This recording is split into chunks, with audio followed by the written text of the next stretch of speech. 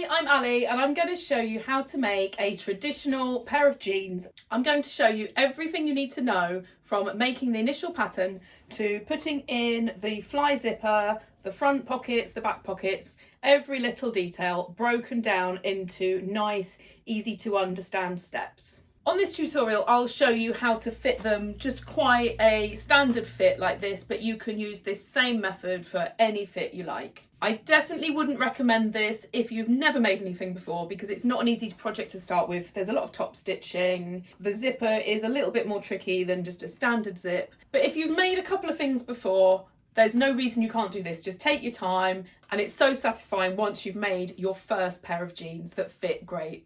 You're going to need a basic trouser block pattern to get started on making your jeans pattern. If you don't already have a basic block, then I've put a link to my tutorial below, which will show you how to draft up this block and make the first sample. With a basic trouser block like this, it's not a trouser pattern, it's just a basic starting block. So you want to perfect the fit to exactly how you want it to be for your jeans design. So this is the sample that's made from the block I just showed you. And then to make the jeans pattern, I need to get this fitting exactly how I want my jeans to fit. So I have pinned it, tried it on, pinned it again, and just kept doing that until I've got it exactly how I want it. So pinning on the inside means you can see exactly how it's going to look when you got it on. So I've taken just a small amount off the hip just to bring that in, because denim is obviously fairly stiff, you don't want that sticking out. And then I've taken a fair bit of the fullness out of the leg because I want this to be a quite fitted pair of jeans. So you can see here, this is the front leg, and I've taken a fair bit out of that, but I've actually taken even more out the back. You can see that this is kind of folded here a little bit. So all of this will just translate onto that pattern. So that's how I've fit the legs. The top here all fits perfectly because that's the whole point of doing the trouser block first, is to get all of this fitting really well. And then the leg is just down to each individual style. So that's what I need to do. So turning that sample the right way round, you can see the other thing I've done is just marked where I want the top edge to be. So I've marked the front, and that's quite a nice position. I still want them to be fairly high, but not as high as this sample, because this fits on the natural waist, which even with high-waisted jeans, you don't tend to have it that high. So that's where it's going to come down to at the front. I've marked where it goes at the side. It was quite hard to pin the back on myself, but this is the centre back here, and you can see that's a really straight line at the moment. So I'm going to just see what happens once I make the pattern, and then I continue that waistband to be a really, really nice shape. So this is the leg that I've pinned. You can see that looks smaller than the leg I've not touched. So I've taken a little bit out of the outside seam, and that's absolutely fine. The inside seam, we just need to see how it's affected this rise. So where I've pinned it, I've just pinned one little pin on the other leg just to keep a continual line. When you've got the sample on, you just need to make sure that this rise isn't pulling really tight, because it's really going to be uncomfortable and it's not going to look great if that's really tight there. You can see here, I've only taken a little bit out the front, and I've taken quite a lot out of the back. It's kind of hard to see how it's folded up, but you can see I've taken this bit plus all of this out of the back.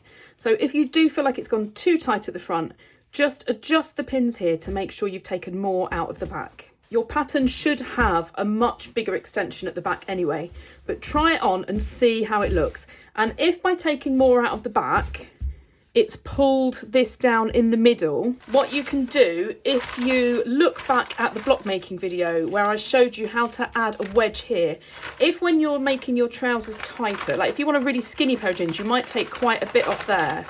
And not only have you taken the leg in, but you will have reduced this length as well. So if you've reduced this too much that it's pulling down, you just need to cut across here, open it up until your rise is long enough. You'll know by how much it's pulled down here how much you need to add. So rather than adding it at the top, open it up and add it at this point here and just redraw that line. Just look at the video from drafting the block that I've put the link to below, because it will show you exactly what I mean.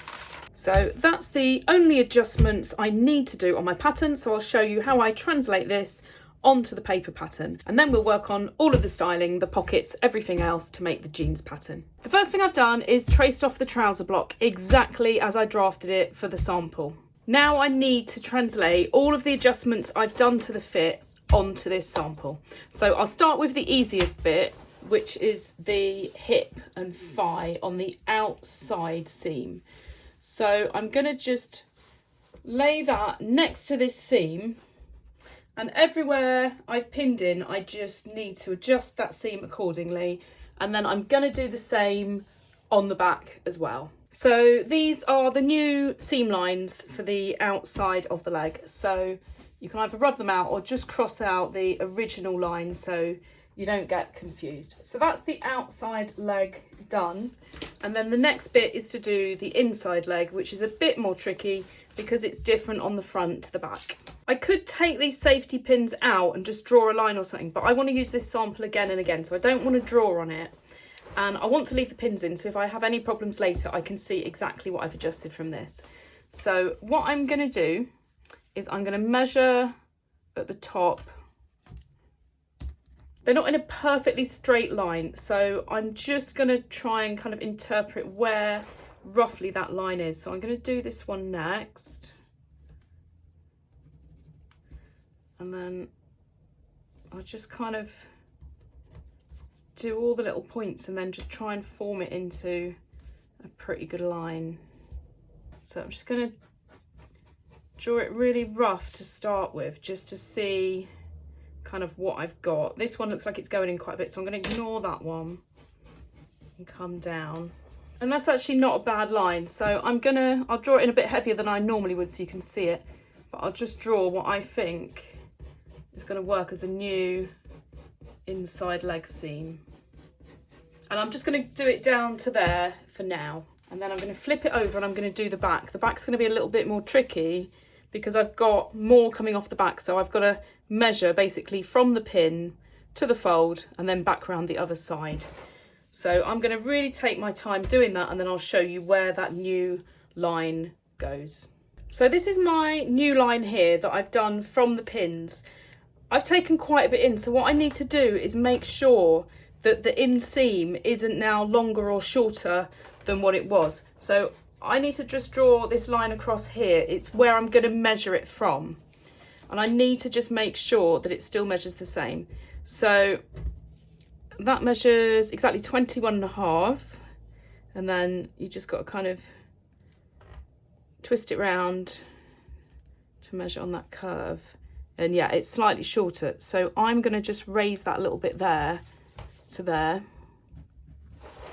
And then I'm going to just draw in that new shape. Because if I don't do that, when I sew the front to back, it's no longer going to match up. I know it matched up before, but by doing that adjustment, it wouldn't. So I'm now going to cross out these bits again, so I don't get confused. And I'm just going to draw a little arrow just to make it really clear in case I forget. So that's the inside leg done. And then as you come down the leg, once you get to this point here, you need to make sure that when we drew the block, it's exactly the same from these center lines. You need to make sure these bits are exactly the same. So I'm going to continue this down. Just need it to be a good shape. So I need these bits here just to be the same size. I don't really want to bring that out anymore, so I'm going to just bring this in a little bit to match. And then I'm going to measure them to make sure they're the same. So that's exactly 1 centimetre, just under. So I'm going to tweak that a little bit. That matches there. And this one, it's exactly, or just over 1 centimetre, 11 millimetres there. So I'll make sure it's the same on this side. And then that can continue there. So make sure, this is around about the knee, just make sure that's not now too small. And then you just need to finish the legs all the way to the bottom. I want to make my finished trousers 3 centimetres longer than that. I'll show you on the front and then you can just do exactly the same on the back. So I want to make them 3 centimetres longer.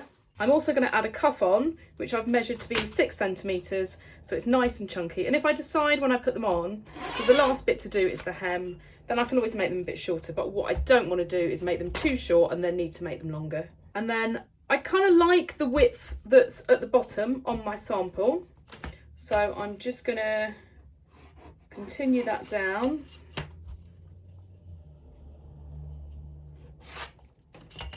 And then I just need to join that to the knee and just make sure it doesn't look a strange shape.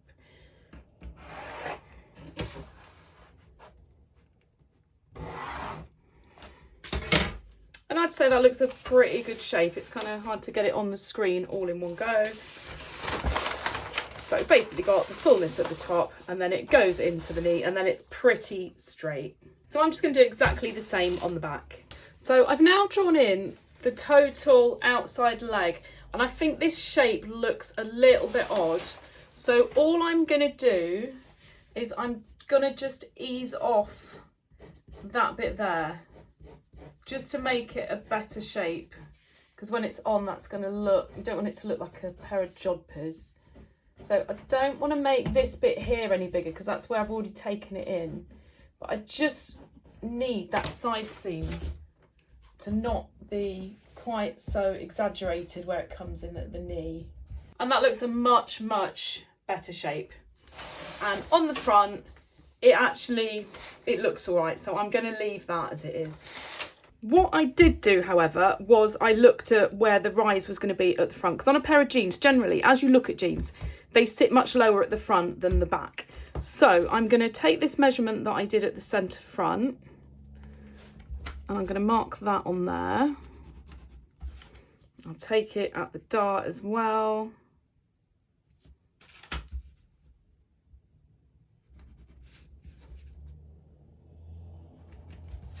And then the side, and I didn't pin the back because it was kind of tricky, but also I want to look at it in relation to the front.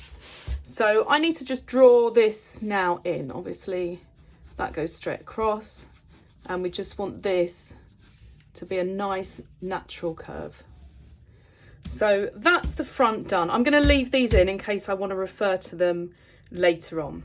So that's all the adjustments that I've done so far. One last thing I'm going to do before I cut these pieces out is I need to change the darts. Jeans don't have a dart on the front or the back, so I need to change that. So I'll show you how to do the front and back separately, as they're both different. So my dart, ignore what it measured when you did the top, just measure what it is at your new waist point. So mine measures 1.8. So I'm going to half that, and I'm going to take 9mm off from both sides. So I'm going to redraw in this centre front line. That's going to come over a little bit. You probably barely even notice that when it's on. And then on this side, you just need to draw in, I'm going to do it lightly to start with, to take out where the dart is, and then it needs to meet up with that. So again, like everything else, it just needs to be a nice natural shape without suddenly jutting in. So that looks pretty good, I think. I'm just going to rub all this out, see if it's a little bit clearer for you to see. So that's my new side shape. That's absolutely fine. And I know the dart only comes there, and I've drawn it all the way down, but this is such a minimal amount here. It's not really going to matter. You can't just take a little bit out of there and not here. So that'll be fine to do that. So I'm just going to cross that out. So we need to do the back as well. So we've got a lot of darting going on. We're going to eventually draw a yoke on here. So we'll get rid of part of the darts when we do that. So I'll explain that in a minute. But what I'm going to do is I'm just going to take off half of the amount of these darts. So these both measure 2 centimetres at the top, which is what I originally drafted them at. So I'm going to take off, so we've got 4 centimetres of dart in total. I'm going to just take 2 centimetres off. I'm going to take one from here and one from here, just like I did on the front. And I'm going to just take that in again, how I did at the front. So just put the ruler to a point where it just is going to make a continual line. So take that off there. And then I'm just going to do the same as at the front and just make that a good shape. So that's quite a natural curve, so I can draw that in a bit heavier. And then I'm just going to put lines through that so I can see. So we need to make both of these darts smaller. So I've now taken off 1 centimetre either side. So that's in a way made this smaller, which I don't want to do. So I need to add the centimetre into the darts. Hopefully this makes sense. So over both darts, if I make them 1/2 centimetre smaller. Let's do this one first. We're adding fabric here.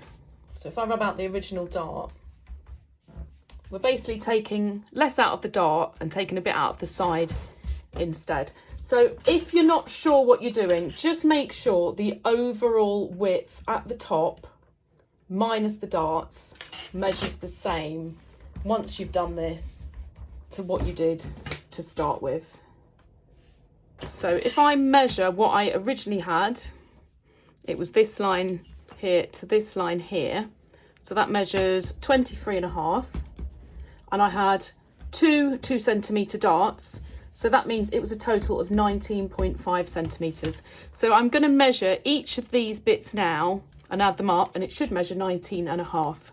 So I measure to there. Easiest way is to slide the ruler over, measure to there, slide it over, and when I get to the end, it's 19.5. So if yours doesn't add up, it's not quite the same, just have a look at what you've done. But you basically just need to adjust it. So you've got 2 skinny darts and then a little bit taken off either side.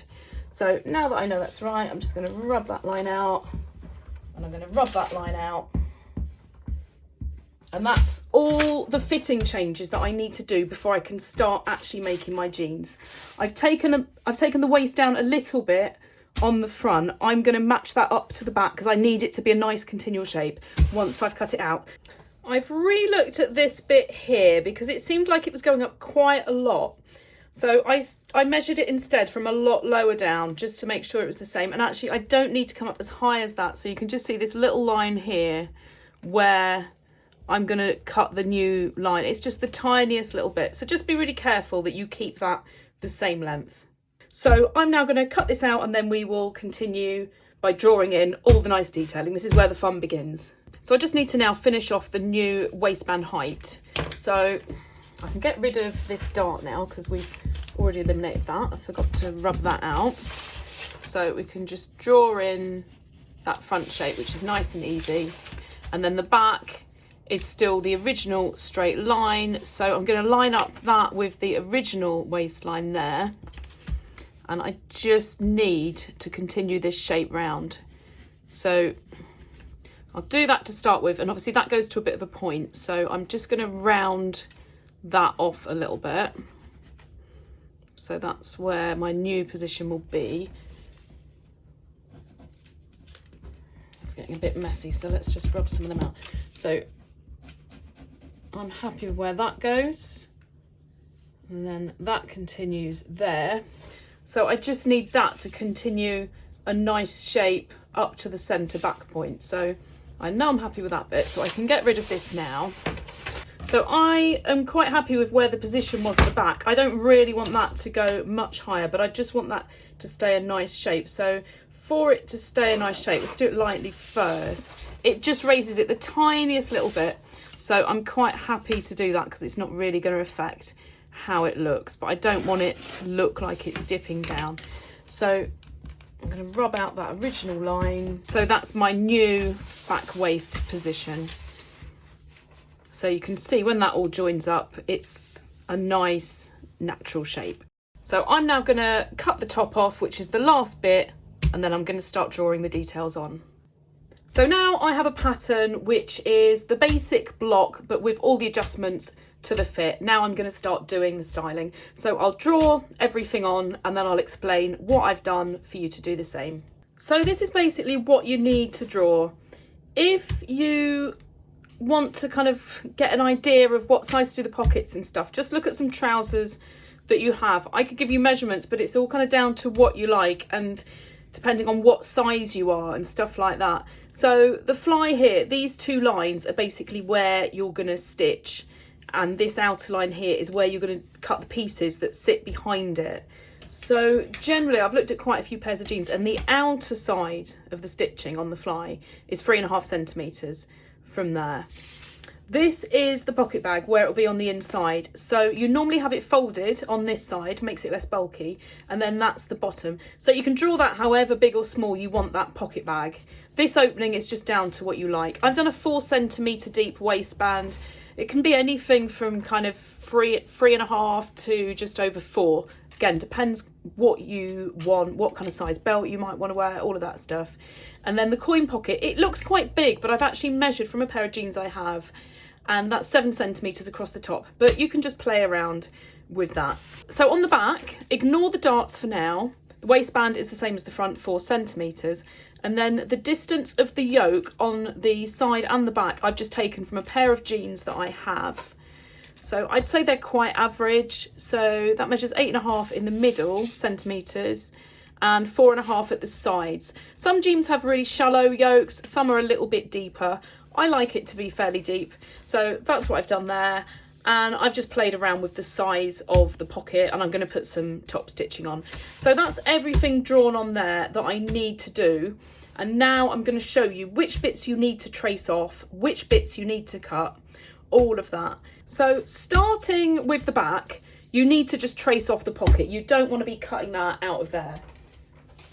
So this is my little pocket that I have traced from there and then cut out. You can add the seam allowance on if you want, but I prefer when making something like this not to put the seam allowance on, because if I make another pair of jeans and I want to do little adjustments, I don't have to play around with the seam allowance. So quite often I'll just not add it on for my pattern pieces. So that's the pocket, nice and easy. And then what you need to do is you need to cut off the waistband. And I should have said, just mark that is the centre back before you cut it off. You don't want to forget which way round it goes. And I'll do the same with the yoke. That's not cut on the fold, so I'm just going to draw a single arrow, and then I'm going to cut that off. And then I'll show you what we do with these darts in a second. So let's start with this piece. There's only this one, we actually cut the whole dart off, so we don't need to worry about that. So I'm just going to rub that off to avoid confusion. And then this one is just the tiniest little bit. So the amount there, it's literally like just over 1 millimetre. I'm going to just take off from here. It's only tiny, but it's worth doing. So then I'll rub that bit out, and I'll just take this tiny little sliver. It seems like it's not worth doing, but it's always good practice. So that is the back leg done. Then we've got the back yoke. So you want to basically just close these darts up. So cut up one side, and then you just need to stick it together. So it's basically doing the job of sewing up that dart. And do the same on this one. And the reason we made those darts half the width and took some out the sides was so that this wasn't too curved, because then it's just not going to sit great when it's made out of a heavy fabric. If yours are a little bit pointy there, just shave that tiny little bit off. But as you can see, it's so minimal, you can just leave that. And then we just need to do exactly the same on the waistband. And your waistband's going to be cut all in one piece. And it's going to be curved, because if you look at jeans, they don't have a straight waistband sewn on the top. The waistband is part of the actual body of the jeans. You might find some much straighter cut jeans where it's cut straight, but generally, particularly for women's jeans, it's cut curvy. So that's your waistband, your yoke, and your back leg. And then we'll join that onto the front in a minute. So we'll put that aside. There's obviously a lot more detail on the front, but I'm going to go through each bit you need to trace off. So you've basically got the pocket opening, then you've got the little coin pocket underneath. You've got the fly, which needs a few different bits underneath. And then this is the pocket bag. And then you've also got an extra kind of piece here. I'm just going to draw this lightly. So when you put your hand in your pocket, the denim reaches underneath a little bit, which will come to here. So let's just do one bit at a time. So the first bit we can do is we can cut off the waistband. And then this is going to be attached to the back waistband that we've already done. So we'll do that in a second. So let's just put that aside. So we don't want to cut anything off this yet until we've traced the bits off that we need to. So you'll end up with lots of random scrap bits from where you've cut around the legs. So just use these to trace pieces off. So I don't know how well you can see through. I'm going to just line up my dots and crosses. Hopefully you can see through here. So I'm just going to trace the outer bit, and then this is the bit that I've just drawn, which is where the denim extends to on the pocket bag. So that's the first bit you need to trace off. So that's basically this bit here. So I'm going to label that pocket bag. Don't really know what else to call it, but that's going to go onto the pocket bag, which is this entire piece here. So that'll be the next bit to trace off. The pocket bag is going to be folded over, so you need to make sure you've got a wide enough piece of paper basically to do that twice. As I draw it, it'll make sense. So I'm going to line this line here up with the grid on my paper, and I'm just going to mark top and bottom. I'm not going to draw that line. We'll just trace the top to the outline of the trousers, and then we need to just trace along the hip as well. And then I need to trace the shape of the pocket bag at the bottom.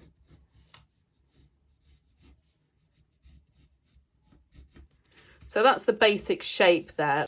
So I need to flip that over there. So what I'm going to do is I'm going to cut this side out. So now that I've got this bit cut out, all I've got to do is just flip it over, and then I can just draw the other side, and that's basically how the pocket bag is going to be. It's going to be folded on that part there. And then the last bit for the pocket bag I need to do is where the pocket opening is. I need to just take that off one side. So one side of this pocket bag has this opening and one side doesn't. So I now need to just cut this out, so around that shape, and cut out the actual opening.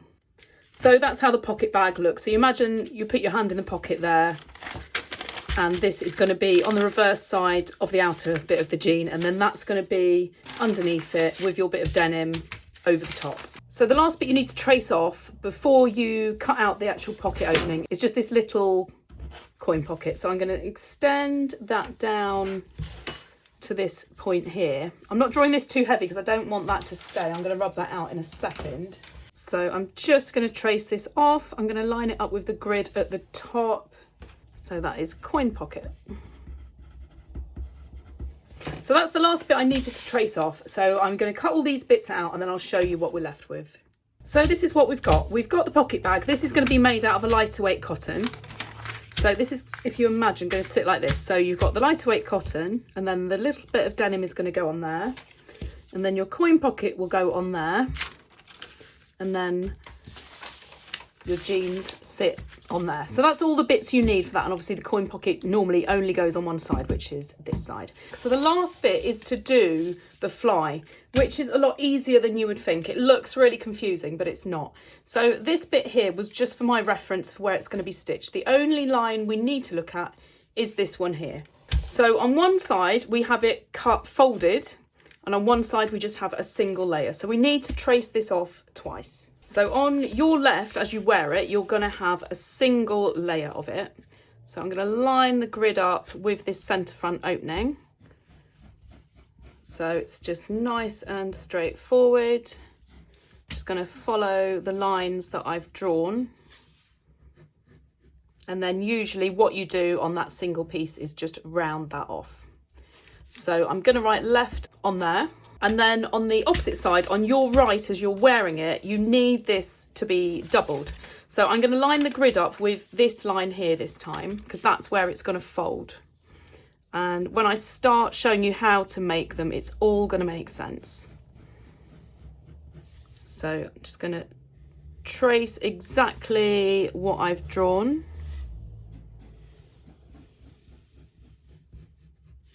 And just the way I did with the pocket bag, I'm going to cut that out and then flip it over and trace it off. You want to just cut to that line, and then I'm going to fold it over so I can trace it off. So I'm just going to fold on that line, which is why this paper makes it so much easier. And then I'm just going to draw around that. So this is the bit that goes on the other side. So that's basically all the bits you need there. So I'm just going to cut that bit out, and then I'll put the waistband together, and then we're ready to start finally cutting out. We've got belt loops as well, but we can do those at the end just from little scraps, because you might want to see how the jeans look before you decide what size to do your belt loops. So our last bit is the waistband. The back and front just needs to be joined together. So this is basically where the side seam is. So I'm just going to join those like that. And then it's quite a point. So I'm just going to cut a little sliver off there. You can see it was literally just a sliver. So when I cut my seam allowance there, it'll automatically just kind of fill in that shape, but you don't want a point. So that is your waistband done, other than you need a little extension bit on one side. So as you imagine, this comes around here like that. So on this side, you're going to see your button. You'll have the fabric underneath. So the button's actually going to be attached underneath. There's your buttonhole. So that bit underneath just needs to extend. So it doesn't just finish at the centre front like the bit on the top. It extends beyond. It basically extends to this line here. So I'm just going to use another little piece of scrap to draw the extension. So I'm just going to draw a line down, and then I'll just join this on. And then the amount it needs to extend by is the same as this, which is 4.25 centimetres. So I will just draw a line here.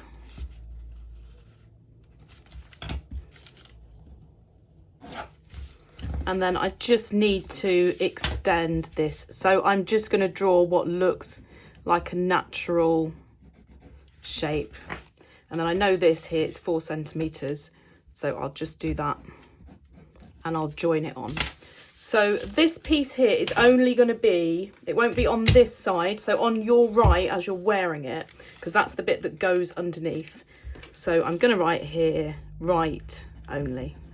So these are now all the components that you've got. This is the pocket bag, so that's the only piece that's not going to be cut out of the denim. That can be cut out of anything, but you normally use a lightweight cotton. So then we've got the front and the back leg, the yoke that goes on the back, the bits for the pocket that go here, the bits for the fly, and then you've got the waistband that's the front and the back, and then your patch pocket that goes on here. My waistband has got quite an angle on it because my waist to hip ratio is quite big. So what I'm going to do, just to make it slightly less angled, is I'm going to just open up the top. I don't want to change the bottom where it joins onto the trousers because it wouldn't fit, but I'm just going to open that up just to make it slightly straighter. So it's only adding this little tiny bit in, which won't really notice when I'm wearing it, but it just makes it a little bit less angled as you look at it like that. If you are quite straight from waist to hip, you could actually just cut this completely straight, but it fits nicely if you have it on a bit of a curve like this. So I'm going to cut all of my pieces out of my denim. I've pre-washed it just to make sure that if it's going to shrink, it does it before I make it, because what I don't want to do is go to all this trouble and then as soon as I wash them, they shrink by quite a bit and I can't get them on. So you either need to pre-shrink it or just make the trousers a little bit bigger to allow for the shrinkage, but it's hard to work out how much it's going to shrink. So I always find this is a better way to do it. So I've got everything now cut out, so I'll just go through what I've done. So I always do a 1.5 centimetre seam allowance. If you always stick to the same, then you're much less likely to go wrong. So the leg panels, I've cut 1.5 centimetres around the whole thing. And then at the hem, I've cut 2.5 centimetres. If you're unsure on the length, just cut a bit extra because you can always shorten it. So that's the two main leg pieces. Then for the patch pockets at the back and the coin pocket, I've done a 2 centimetre seam allowance on the top edge because that's going to be folded under twice. And I've done a 1.5 centimetre around the big pocket and just 1 centimetre on the coin pocket because it's such a tiny pocket. I don't want loads of bulk on that. Make sure you cut that the right way round. It normally goes on your right as you're wearing them. So that's the side that needs to go on if you've cut it the same shape that I have.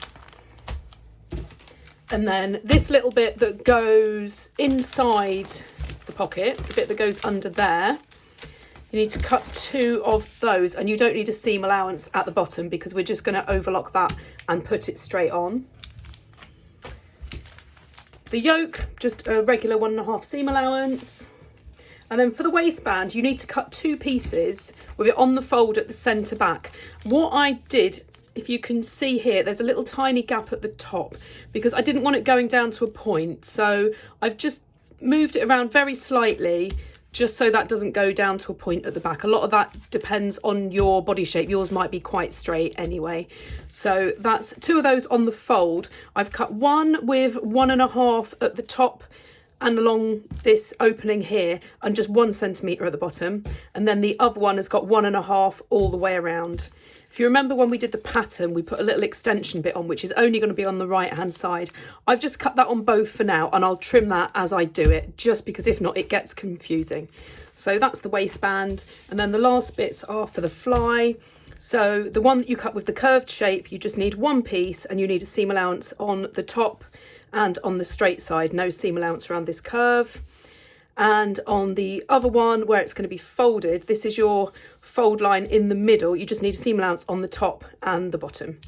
So I've done 1.5 centimetres on those as well. So that's all of those bits. And then the last bit is the pocket bag, which I've made out of a spotty fabric because you don't see it and it's nice to have something funky on the inside. I definitely recommend using cotton and not too heavy. Cotton poplin's pretty good. So that's just got a 1.5 centimetre seam allowance all the way round. Before you start sewing up, it's good to get the machine set up and just do a few test pieces. So an overlocker is really good. I use a contrast just because I like the look of it. If you haven't got an overlocker, you could do a zigzag, but it's good to do something because as they wear, you don't want them fraying. And then I've got 2 straight stitch machines set up. So I've got one in a dark blue just for the basic sewing. And then I've got a separate machine for my top stitch. If you haven't got 2 machines, you'll have to just keep rethreading. You don't need to have the same colour underneath, so you could always use a blue underneath and just rethread the tops. So I'm going to do some of the top stitching, or most of it, with the heavy thread on the top. But for the tops of the pockets and the hems, it's much easier to sew if you're actually looking at what you're hemming.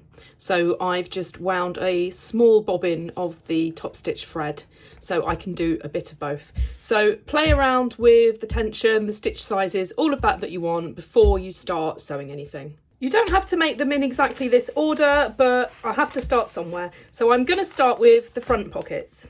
So putting the leg aside for a minute, I'll start with the pocket bags. So you've got 2 identical pocket bags. So 1 for each side, obviously, and they basically fold over. So as you put your hand in the pocket, you've got the nice fabric, but you need the piece of denim to sit under there. So that's what you see. And then you've got your coin pocket as well. This is the side that's going to be on your right as you wear them. So this is the side that needs the little coin pocket on. So the first thing I'm going to do is make this coin pocket. The angle at the bottom is this way. I'm just going to have it going straight to the bottom rather than having it turned under because it just makes it less bulky. So I've overlocked the sides ready, and I'm just going to mark with some chalk where the 2 centimetre allowance is on the top edge. And then what I'm going to do is, I know that's where the top edge is, I'm just going to turn it under twice and I'll top stitch along the top. So here's the coin pocket with the top edge done, and then the next bit you need to do is turn over the sides. So I put a 1 centimetre seam allowance there. You don't have to use chalk, but I just find it a nice easy way of doing it. So I'm just going to mark that on either side, and then I'm just going to iron that in place because it will make it a lot easier to sew on. So to make sure I'm happy with where the coin pocket is, I've just drawn a chalk line at the top and at the side where the seams are going to be, and I'm going to lay that over. So that's where the pocket opening will be, and I like the way that that looks, so I'm just going to pin that ready to sew, and then I just need to sew it down either side and along the bottom. So I'll do it now with the top stitch thread on the top. So that's my little bit of my coin pocket finished, and I've also overlocked around the edge and on the piece for the other side. So the next bit I need to do is lovely and easy. You just need to position in the corner, and you're just going to sew these little pieces onto the pocket bag. If you're using a stretch denim, just make sure you don't stretch them. So I'm going to pin all that ready, and then I'm just going to sew it all the way around. Just make sure you don't go anywhere near that seam allowance, just go at the edge because you don't want this stitching to be visible later on. So just do that on both pieces, and then we'll put this into our leg panel. So with that sewn on, and you want to sew reasonably close to the bottom because you don't want that flapping about. You can always do a couple of rows if you want to. So now I need to join everything together. So this is going to fold inwards like this, and then this is going to be on the top. And obviously we need that all finished nicely. So what I'm going to do first is I'm going to sew using the dark thread, not the top stitch. I'm going to sew the pocket bag around the pocket opening. So my seam allowance is 1.5 centimetres. So I'm going to sew that and then I'll show you what to do next. So once that's sewn on, just make sure you keep the seam allowance perfect all the way along. You want to trim it fairly short so that you can turn it around and do the top stitch. So I normally leave about that much, it's probably about 3 or 4 millimetres. And then you need to turn it in, and obviously I don't want this spotty fabric visible, so I'm going to press it first. You don't have to press it, but I always find it's a lot easier. So if you press it from the inside, you basically just want to pull it so that you just see the tiniest little hint of the denim, and then you know none of that contrast fabric is going to poke out. So I'll go and press that to make sure it's perfect, and then I just need to sew my top stitch around here. I'm going to do 2 rows, so I'm going to do that on both sides and then we'll move on to the next step. So I'm lining up the edge of my pocket with this bit of the foot here. It's always good to have something good to line it up to. And then when doing your second row, it's good to have something to line it up to. So I line it up with this side of the foot. It's just quite a good width for doing jean stitching. And at this stage, your jeans start taking shape, so it's really satisfying. So we just need to finish that pocket bag on the inside. So I'll just show you on one side. So basically this folds over, and I'm going to do a French seam at the bottom. You can just stitch it and overlock it, but a nice way to finish it off is with a French seam. So what you need to do, just flip it over, and with the right sides together, you want to sew this, but not your full seam allowance. So I've done 1.5 centimetres seam allowance. So I'm just going to sew 1 centimetre, and then I'll show you how to finish it off. So I've sewn 1 centimetre of my 1.5 seam allowance, and then I'm just going to trim this to about 2 or 3 millimetres, and then I just need to turn it inside out. So just pull the end through with a pin, and then do it all the way along. And I need to stitch that 0.5 centimetre, 5 millimetres from the edge, and then that makes up my total seam allowance, and it will just give you a really nice finish. So that's basically the inside of your jeans. So that's the front pocket bag completed. So the last thing you need to do is just fix this so it doesn't do this. So the best way to do it is with the pocket bag folded like that on the side, just make sure everything lays flat. If you start from the bottom, making sure that's like that, then it'll all be in position. So that can be stitched, and just don't go quite up to where the seam allowance is, just go about 1 centimetre from the edge. And then the top, you want to have that folded there, and then fold that back on itself, and then that's going to be in the right place there. And if you're not 100% sure that's right, then just lay your paper pattern over it and just check it's all in the right place. So I'm just going to stitch across these bits, and then we can get on with the next stage. Now that the pockets are done, the next bit on the front is to do the fly zip. If you've not done one before, you'll probably assume it's really difficult, but it's actually not that hard at all. So you need to have a zip that's the right length. I couldn't find a zip that was short enough for this, so I'm going to have to shorten it. So basically the top of your zip is going to sit where the top of the pattern is. This is another reason I like to not have a seam allowance, because you see exactly what you're getting. And then this is where I want my top stitch, and I need the bottom of my zip to finish above that. So basically where that little stopper is there, if I'd have got the right length, would finish just above this top stitch. So first thing I'm going to do is shorten my zip. So I'm going to look to see where that is, which is there, and then I want my stop to be a little bit higher. So as long as I can get the top stitch around it, that's short enough. So Just don't go so short you can't get them on and off. So that is a good length for me. So I'm going to shorten my zip and then we'll start putting it together.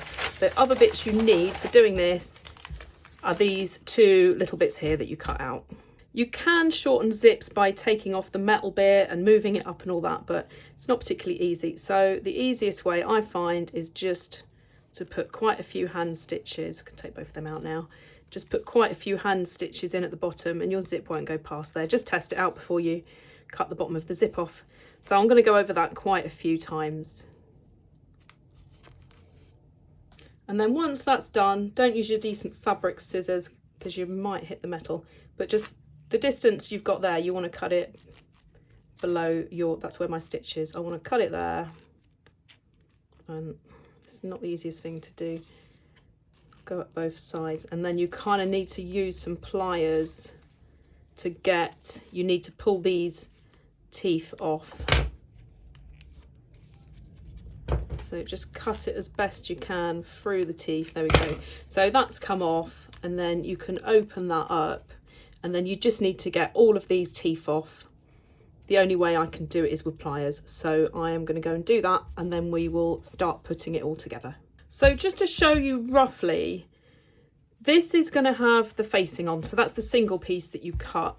And then this side, the zip will come from here. And then this protects you from feeling that zip. So I'll show you one step at a time. It's a lot easier than you'd think. What we need to do is prepare these pieces ready to sew them on. So this piece just needs to be overlocked around the curved edge. And then this piece needs to be bagged out. So you need to fold it in half with the right sides together, and then you just need to sew down this angled piece, whatever seam allowance you've done. So for me, 1.5 centimetres. So that bit has been sewn, so all I need to do is just trim off a lot of the seam allowance, turn it round, and then I can give it a press, and then I can just finish that off by overlocking down here. So we need to start putting all of this together. So we're going to put this side aside for now. And the first thing we're going to do, I've overlocked this as well. You don't necessarily have to do this, but it just makes it that little bit easier if you do it before you move on. So I'm just going to sew this. I'm going to start right at the bottom here. I'm going to sew all the way along on my seam allowance, which is 1.5 centimetres. So you don't need to leave any space. Just start all the way from the end and stitch that on. So now that that has been sewn on, I'm just going to trim this a little bit shorter, and I'm just gonna cut across there. So this bit still has a little bit there, but I'm gonna trim it short on that piece. So that's how it should look. And I'm gonna go and give that a press and press that through to the inside. So now what I need to do is the top stitch on this edge. So I need to make sure none of that overlocking is showing. So I'm going to make sure that's pinned onto the inside. And I'm going to basically stitch from where that pin is, which lines up with the bottom of that, all the way to the top, just about 1 millimetre from the edge. So that bit's now stitched, so that's held well in place. We now need to start putting the zip in. Hopefully you've done a better job at shortening the zip than me. I accidentally pulled mine a bit and it all frayed, so I've had to put a little bit of fabric glue to stop it fraying, but hopefully you've done better than that. So the next thing we need to do is get this zip in here. So we're going to flip it all over, and we need to line up the zip tape with this edge, and you want the top of the zip to be just below where your seam allowance is.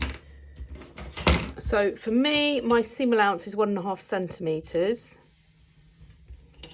So I want the top of that zip, so basically the stopper there, to be a little bit below there. And then what I'm going to do, I'm going to pin this with it lined up to the edge, but I only want to go through this layer. I don't want to go through the actual leg. So I'm going to do that in a couple of places, and I need to make sure I don't stretch anything. So once you're happy with how that's pinned on, you need to pin the opposite side, because that's the side that we're actually going to stitch. But it's better to pin this side first. So that needs to move over very slightly. And then I can pin here. and just work your way up. And then at this point, you need to pull the zip pull down and just line it up so it's all parallel there, because that zip pull is going to make it sit slightly off. So that's basically where we're going to stitch it. So you can see if we go that way round, that's where your zip's going to be. So you want to be using a zip foot to stitch this. You don't want to stitch it really close to the teeth, but it just means you can stay well out of the way. So just stitch where these pins are. So this is the kind of distance you want to be stitching. So you need to go all the way to the bottom, and then just make sure you stay the same width from the zip.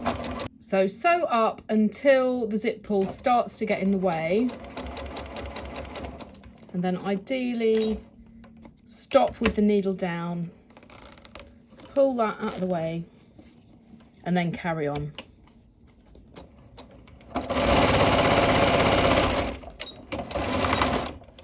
And that's that side of the zip put in. So you've got half of your zip now in. Now you need to do the fly stitching, which is a bit that you really want to be taking your time on to make sure it's absolutely perfect. So the first thing you want to do is this side of your zip, the outer side, you want to just put a pin in there to keep that out of the way, because you don't want to be sewing through that. If you mark where the bottom of the teeth are with a pin, you need to make sure you stay below that, and you're basically stitching through that facing. So I'm going to stay well clear of it, and I'm going to mark with the chalk at an angle that I think looks nice, and I'm going to sew up the inside row of stitching, because it's going to be double, it's going to be 2 rows of stitching. So that is 2 3/4, 2.75 centimeters up. So I'm going to mark that.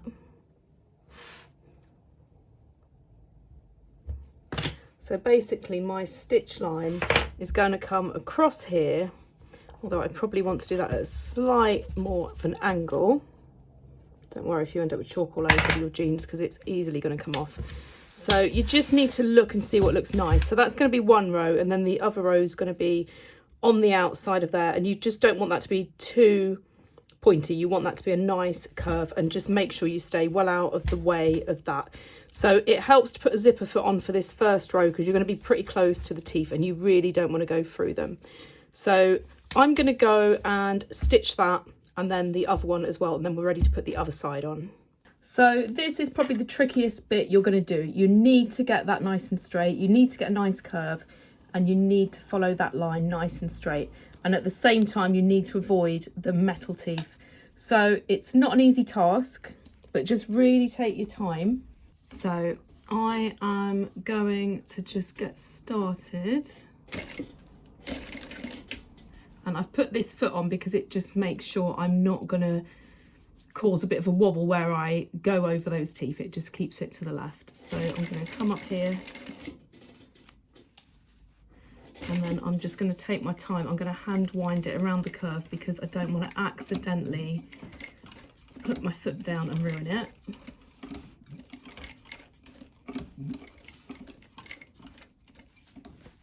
And I'm nearly there. And then get that round. And then I'm just going to follow my chalk line. Just make sure all of that is still sat where I want it to be underneath. And if you're not happy with it, just simply undo it and do it again. The first bit you do is always going to be the trickiest bit, so do that first, because if you mess up then you don't have to unpick all of this as well. Now that I've done that first bit, I've put the regular foot back on, and I'm going to use my foot to guide me along to do the second row of stitching. So again, I'm just going to really take my time.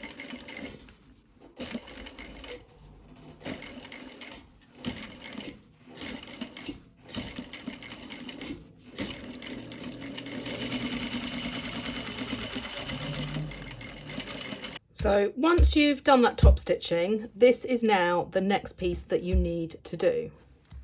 So you need to flip it over,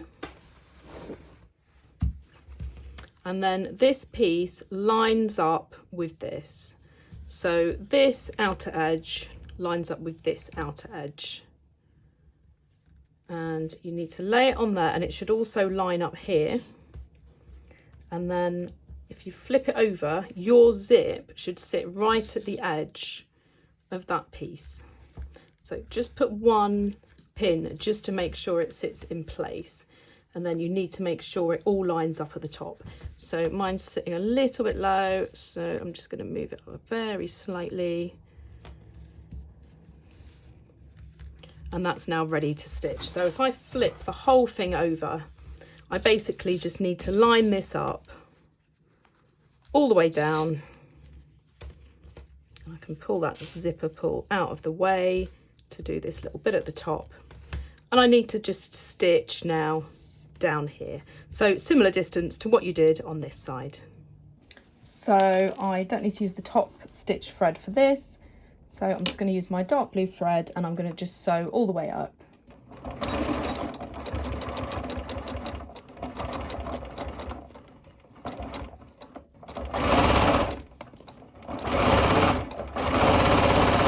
I promise you we're nearly there now with this zip. So zip your zipper up to the top, and we now need to attach the other side.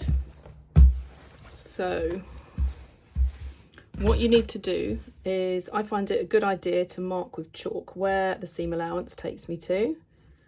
So if it's 1.5 centimetres. So that is basically my centre front line, and this is my centre front line here. So we need to make sure that they join up. And basically you're going to have an overlap, because what you don't want is them just meeting and then you see the zip tape. So this is going to overlap. I've folded this over just under 1 centimetre, so that when that goes in there, you can see that this line lines up with my chalk line here. And then that needs to join onto the zipper tape. You need to make sure this is all perfect at the top, because the last thing you want is for that to not be aligned. So I'm just going to put one pin through there to start with, and then I can show you. So you can see that lines up with that chalk line, and then when you undo the zip, it's basically looking like a finished fly. So you need to just do that all the way down the length of the zip. Now that I know what distance that needs to be, I can pin all of that on, and you need to go all the way to the bottom. And you need to go just beyond where the bottom of that zip is. And then just check, just zip it up and check that that lines up with that chalk line. It's hard to kind of lay it flat at the moment because I've got the bobbly pins in it. But you just need to make sure that that's basically straight, and absolutely make sure that this is straight here.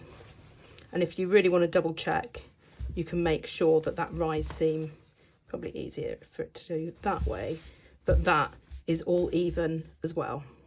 And this is now the last step before you finish the crotch seam. So I would recommend pulling the zip down, and you want to sew this pretty close to the edge, not so close that it's almost off the edge, about 1 or 2 millimeters from the edge. Oops, make sure you don't get your thread caught up. And you just need to sew all the way down there. I'm using the zip foot so I can get nice and close. So just take your time. You can see I'm pretty close there, and you just need to go all the way down to the bottom.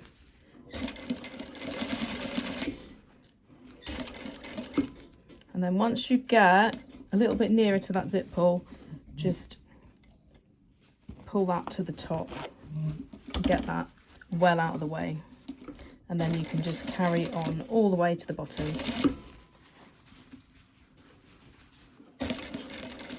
And you just need to make sure you go past where the bottom of your zip is. You can't see it very well because I took the metal stopper out, but you need to go just past there.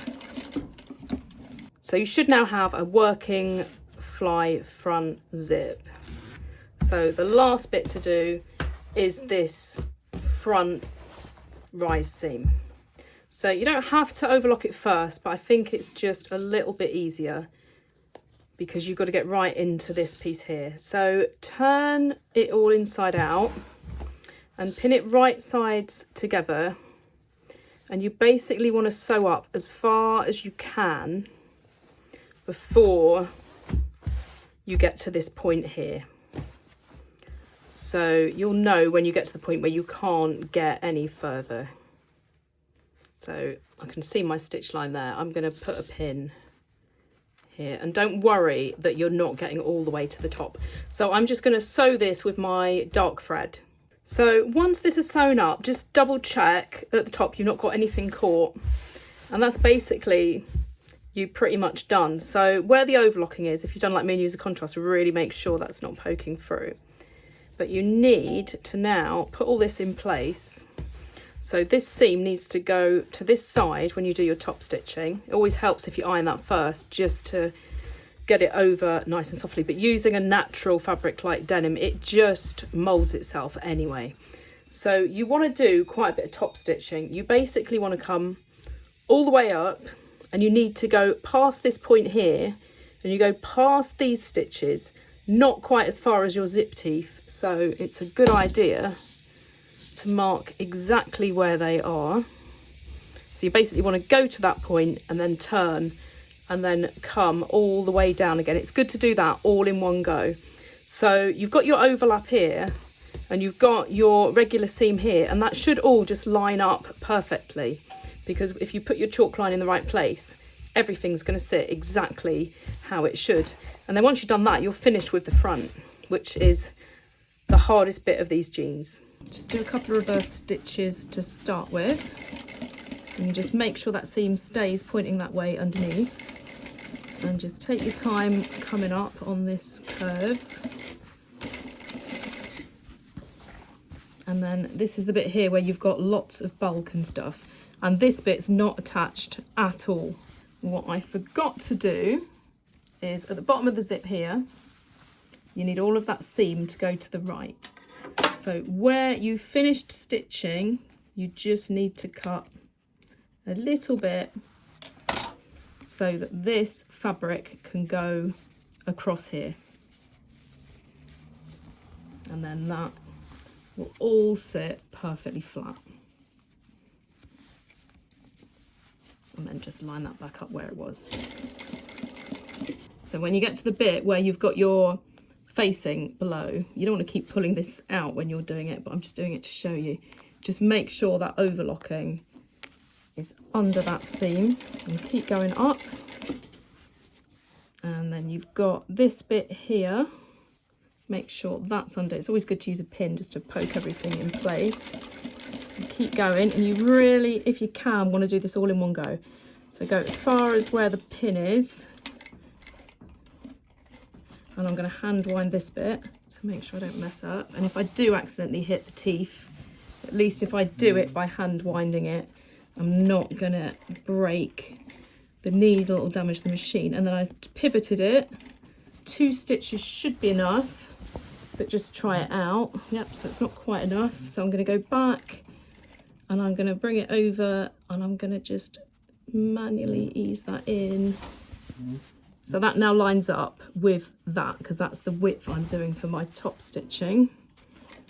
And because there's so many layers here, I'm going to just hand wind this initial bit, and then I just need to work my way down. I'm going to just double check nothing's caught up underneath. And then this is the last little bit of this front rise.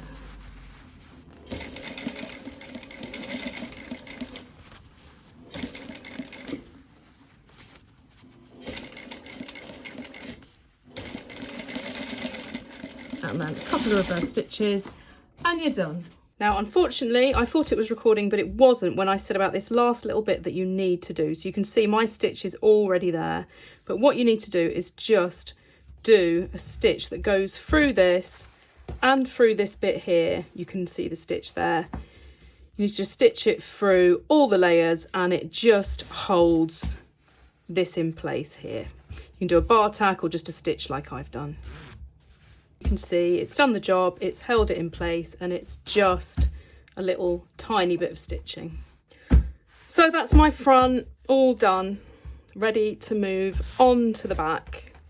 If there's any top stitching you're not happy with, make sure you unpick it because you can't go back. This stitching here looks really short compared to the whole thing, but you've got to realise that once you have it on, it's going to look more like that. And you don't want that going down too low because it would look strange. So let's move on to the back. You'll be happy to know I did the hardest bit first. If you've got this far, then the rest will be so much easier. So let's do a fun bit. Let's get these pockets done. So I have drawn on where I want my stitching. I don't like jeans with a plain back pocket. I like some kind of detail. So just stitch whatever you want. That's the first bit to do. So I'm going to go and top stitch these. The best way, I think, to put your design on them is to lay the pattern piece on, and I'm gonna use the chalk to do this, and it doesn't need to be exactly how my paper version is, but I'm going to use some pins to get these points here.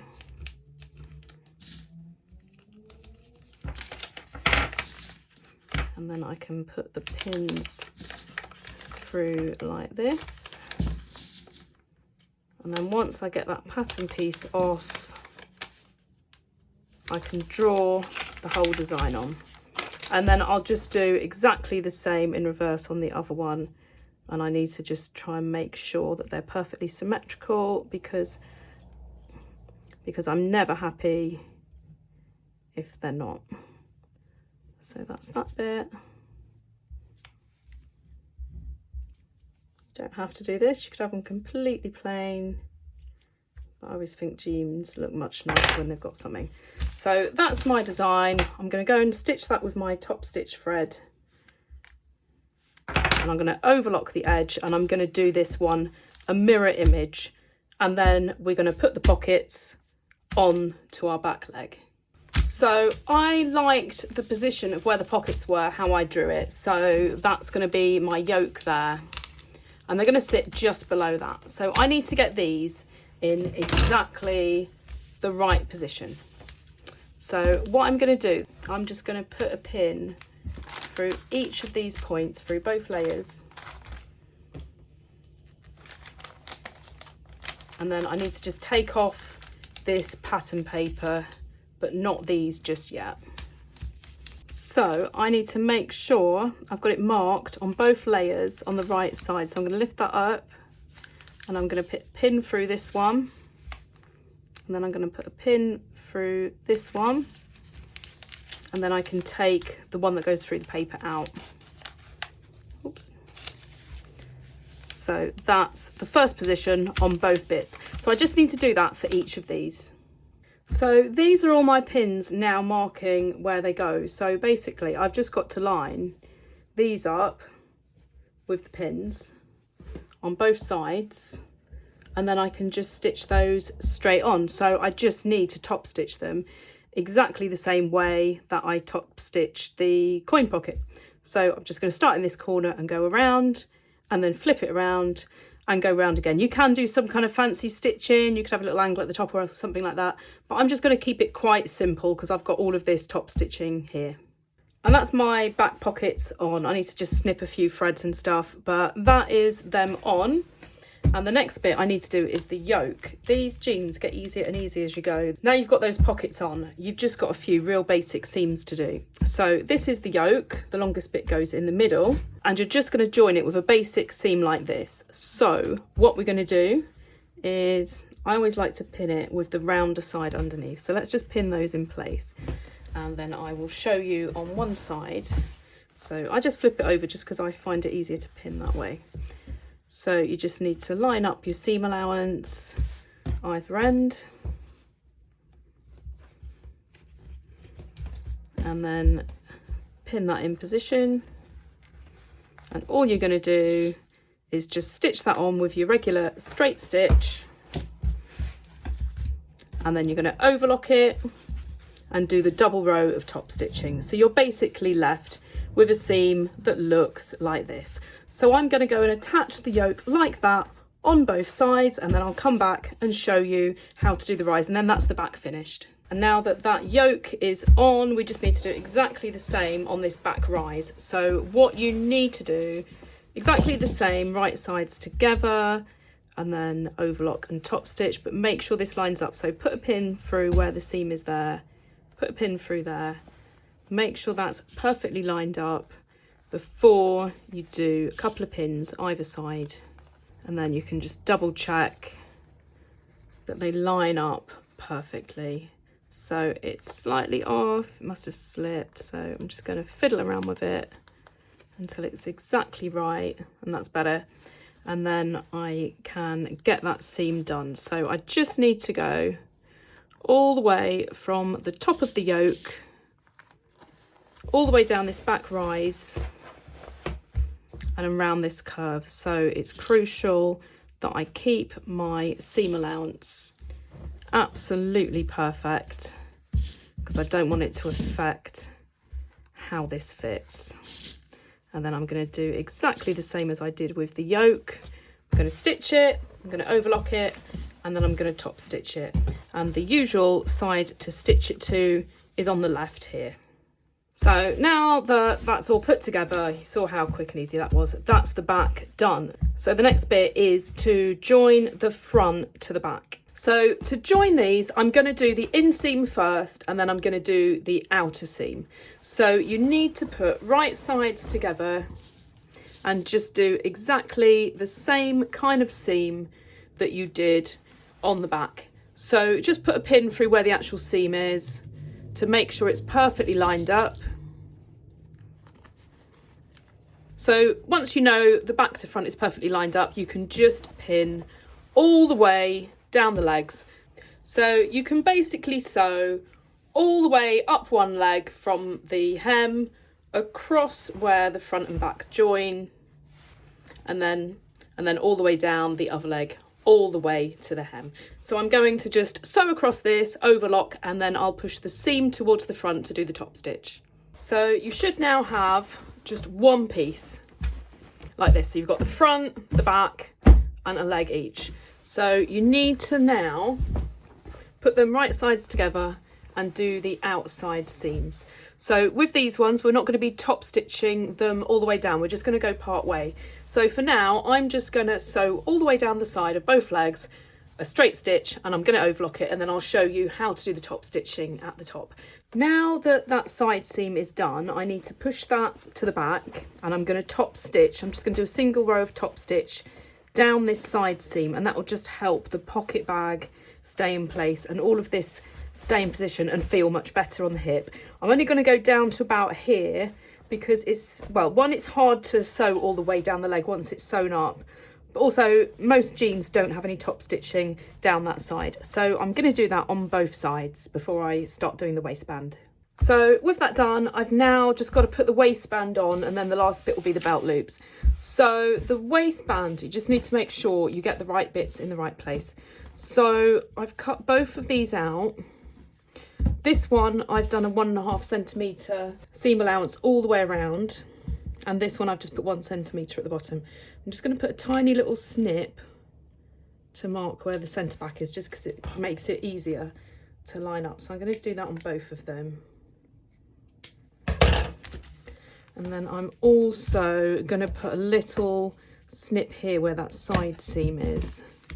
And I'm going to do the same on this one. It just makes it a bit easier when I come to put it on. So this is the centre front. So you've got the extension bit here, and obviously not on this one, which is why I put this extra bit on here. So you can see that is the same size. It basically goes from that edge there to just past this, because it's basically going to where that little overlap is. So I need to make sure I get these the right way around. So this is the outer one, the one with the bigger seam allowance. So this is going to come here like this, and then this side is going to have the extension, and this side it's going to be cut off. So I'm going to put a pin to show which side is cut off. So that's basically going to go like that. And then this one is going to go on the inside, so it's basically going to be the opposite. So if I open that up and lay that there, this is basically the inside. So the reason I've done less seam allowance is so it's less bulky when you finally turn it in, which you'll see in a second.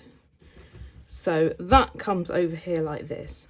So basically this one, this side of both of these need that little extra bit cut off. So I'm going to cut through both of those together.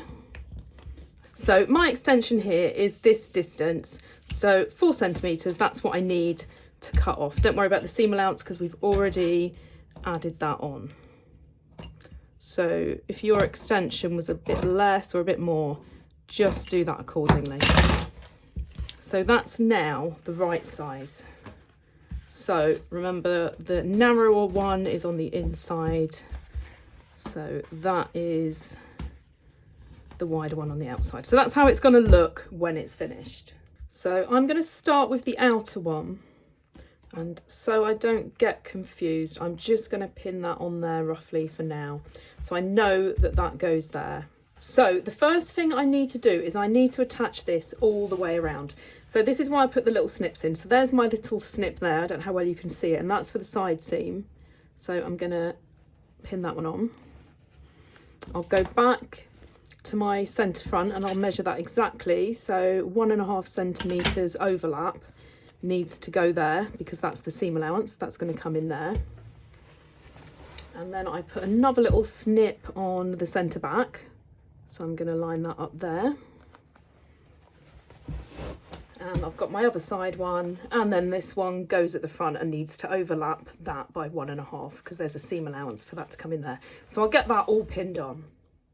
So once you've got that pinned on all the way around, just make sure nothing's puckered.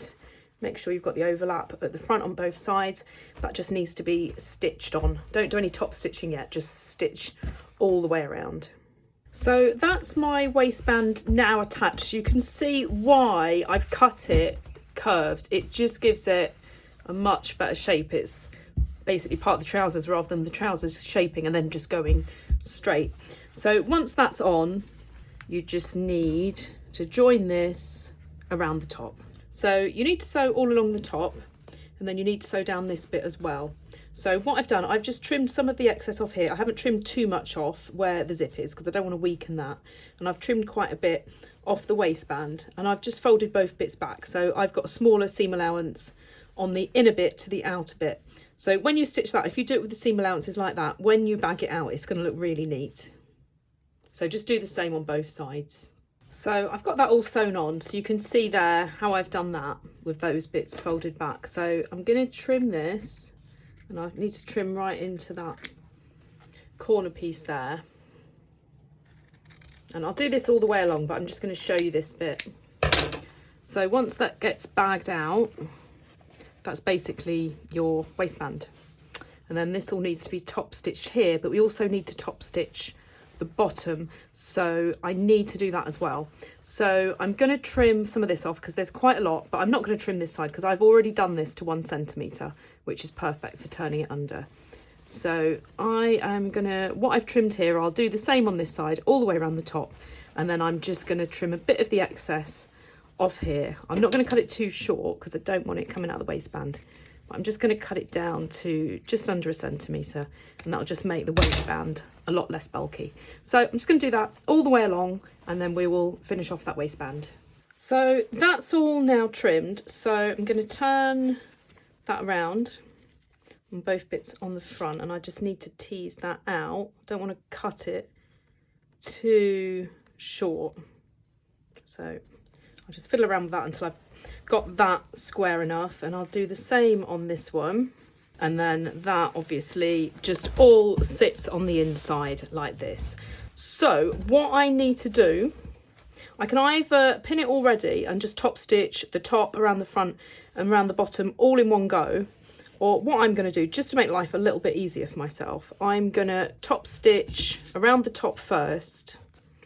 You can either press it or just work your way around and pin it. I'm going to stitch that first, and I'm going to stitch up the front, and then I'm going to come back and do this bit after. And then all I'm going to do is, I did a 1 centimetre seam allowance, so I need to fold that under 1 centimetre, and then that's going to encase all of that inside, and then I can top stitch that bit. So I'm going to go and get this bit done first, and then we'll come back to this bottom bit. So the last bit now on the waistband, now that's all done, is to top stitch this bottom bit here.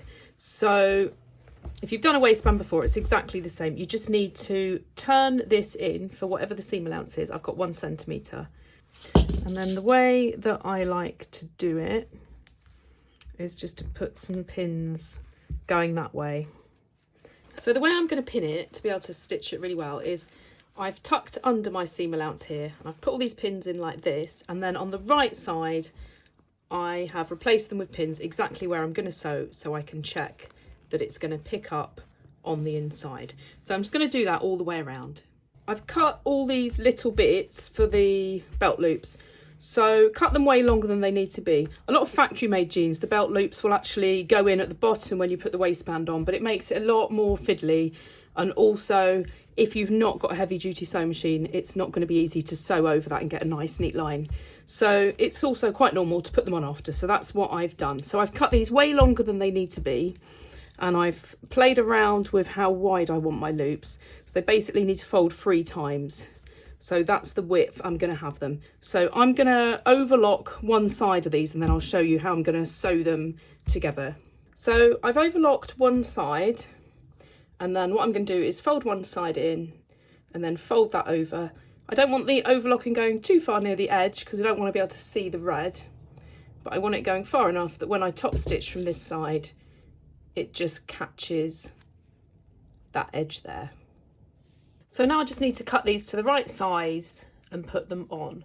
And then I'm just going to stitch them top and bottom. Now, ideally, you're going to do that with a bar tack, but my sewing machine won't go through this many layers of denim without causing problems. So I'm just going to do a straight stitch top and bottom to hold those on. And then you only need a small amount on the inside so you can trim those down. So traditionally, you'd have one either side of the front pockets like this. So I'm just going to sit it just across from the top stitch on the pocket. Then you would have one at the side, which is just around the back, and then one at the centre back that lines up with that seam. Or if you want to do a detail, you could do a double one at the back. So that's where they're all positioned. So get them to size, and you just need to stitch them on top and bottom. So I've got all my loops now pinned on. So I've pinned them at the top, so they sit basically where that top stitch is. And then I'm just going to stitch across. I'm going to go backwards and forwards a couple of times. So the one at the back, you want to line it up so it centres with where the seam is. Don't centre it with where the top stitch is, but where the actual seam is. And then this pin marks how long my loops are, so that I can then turn that under, and then I can stitch it there. And you don't want it to be completely flat. You need room for a belt to go through, so you just need to pull it up a little bit as well. So I'm going to start by stitching this top bit here. So I just want to stitch down a couple of mil from the top of the belt loop. So this isn't going to be easy. You're sewing through so many layers of denim. I mean, this bit here is, I think it's 10 layers in total by the time you've got the belt loop folded and you've got seam allowance in there. So it's going to be tough. So I'm actually going to start by hand winding it. It's going through not too bad. So it's all down to what machine you have. And then I'm just going to go back. I'm going to actually hand wind the whole thing. Let's take that pin out now. And then let's see what it's like if I try and actually stitch it. So that wasn't too bad, but this is obviously an industrial sewing machine. On a smaller machine, just take your time. So when you do the bottom, this pin marks where the bottom of the actual loop is. I'm going to put a pin just a little bit above, it's about 0.5 centimetre, and then I'm going to fold this to where that pin is, and I'm going to position it to where the other pin is, and then that just gives you that little bit of space for your belt. If you put it too flat, you're not going to get a belt through it very well. So it only needs to be a few millimetres, but do that, and then the same way that you stitch the top, you need to stitch the bottom on. You can cut these exactly to size before you sew them on, but I just find it a little bit easier just to do it with it nice and long and then just trim it once it's on. So just do that to all those, and then we're ready to do our button and buttonhole. I've now got to do the buttonhole, which is not easy on denim, and especially using this heavy thread. So I've done a couple of samples first. This is the automatic buttonhole on my machine. Hopefully you have one, or you'll have some way of doing a machine buttonhole. So I tried it with the automatic settings and it just got jammed. So I did one with a longer stitch and it's a little bit open, and then this is somewhere in between. So it's really worth practicing. So you now need to do that on your jeans. Take your time, and if it's not looking right, just stop, unpick it and do it again. So this is the jeans button that I've bought, and I want this to be centered on where that fly is. So I'm going to mark with chalk where I want my buttonhole to start. So using my little sample, that's how it's going to sit there. So I need it centered top to bottom, and then I need it positioned there. So that's where it's going to start. So let's see how this goes.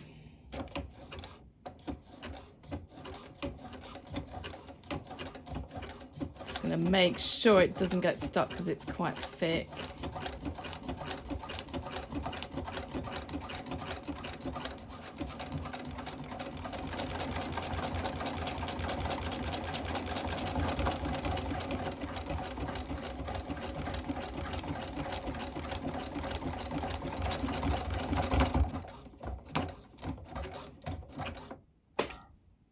Not bad, not bad. Thank you, Janome.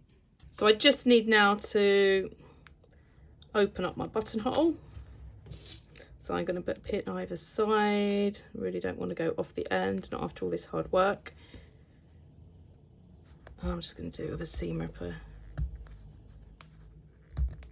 Hopefully I can get through all these layers.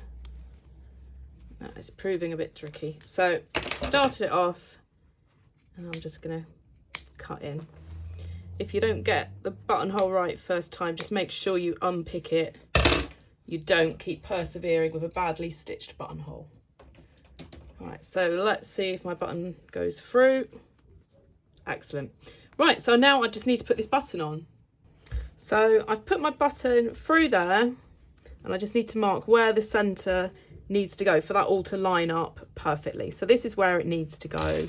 And then it obviously needs to be centered going that way as well. So that's the exact spot my button needs to go. So I just made a little hole using the seam ripper, just by literally pulling it apart. I thought I was recording it. Unfortunately, I wasn't. So I have just pushed that through, and I just need to now put that on the top, and I need to get a hammer to bash that in place. That's my button on. And it works. If you don't feel a sense of accomplishment when you get to this stage here, it's got to be something wrong with you. That is very satisfying to see that all put together. The only thing I don't like is it just needs a bit of wear now to get a few kind of natural creases in, and it needs to be washed a few times. I never like how they look when they're first made. So the last bit I've got to do is just my hem. So I'm just going to do exactly the same as what I did on the pockets. I'm just going to fold it over twice, and I'm going to top stitch it from this side with the heavy thread in the bobbin. And with the hems done, that's it. My jeans are finished. Again, like the top, I never like the way it looks. You can rough it up with some sandpaper or something, or just wash and wear them, and they'll get better and better with age. So that's the jeans now complete. They just need a good wear and a few washes to really start looking like a proper, authentic pair of jeans. If you enjoyed this tutorial, make sure you like and subscribe so you can see every time I upload a new video.